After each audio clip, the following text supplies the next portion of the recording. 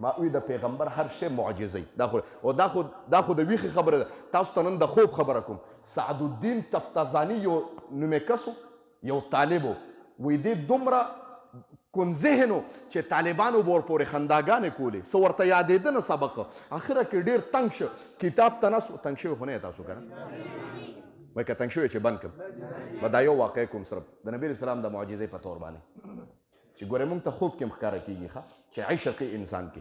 وایي سعد الدین تنګ شه، مازدیګر به هم ناستو کتاب ته ټکې ورته نه یادېده. طالبانو پسې خنداګانې کورې چې چا به د نالایقه کس مثال ورکو نو سعد الدین به پیش کوي. وایي لکه داسې نالایقه لکه سعد الدین، خلکو به پسې خنداګانې کورې. وایي دا طالب د ناستې کتاب باندې ناستې، مازدیګرې ټایم دی، خوب ورغی. طالبان لوبو له تللي دي، دی لوبې نه کوي. چا ورته لوبې ولې نه کوي؟ یاره جي بس کتاب نه یادېږي نو زه څنګه لوبې وکړم. په کتاب پرېوته، چې په کتاب پرېوته اوده شه. یو کس راغی ورته وی راشه هلکه بار درته یو کس نارې وایي.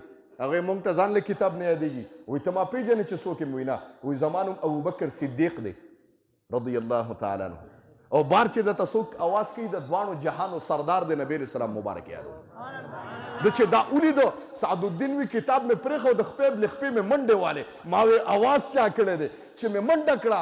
ما وی د الله رسوله چې مې وکته ما ته ولې؟ ما د الله رسوله کتاب نه یادېږي، څنګه د جومات نه دغه نه بار شم؟ ما وی ښه. وی خوله را دې خوا کا. وی ما ورته خوله وازه کړه.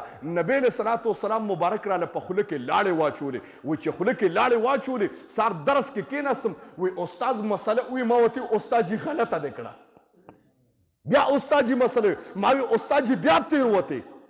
استاد جي حیران دی چې دا سعد الدین څه وایي. ما وی دا به څه وایي چې په خوله کې وله لاړې مبارکې چا اچولي. سعد الدین یې راوسته. وایه سعد الدین راتو رات دومره ډېر علم کم ځای نه راغی. هل وایي هغې حضرت بس راغلی دی.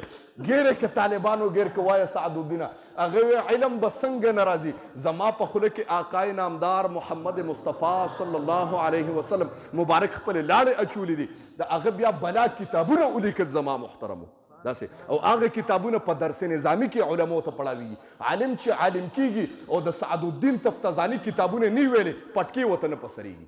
داسې کتابونه بیا ولیکل. دا خو د نبي علیه السلام مبارک د لاړو معجزه وه. او ګویا د پیغمبر هر شی لاړې مبارکې، وینه مبارکه، د اودس نه چې به کومې اوبه وبهېدې هغه د امت دپاره رحمت و زما محترمو. د ټول امت دپاره به ګویا د مغفرت سبب ګرځېده زما محترمو.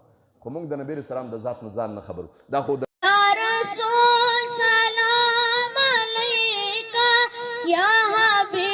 सलाम अलैका सलाम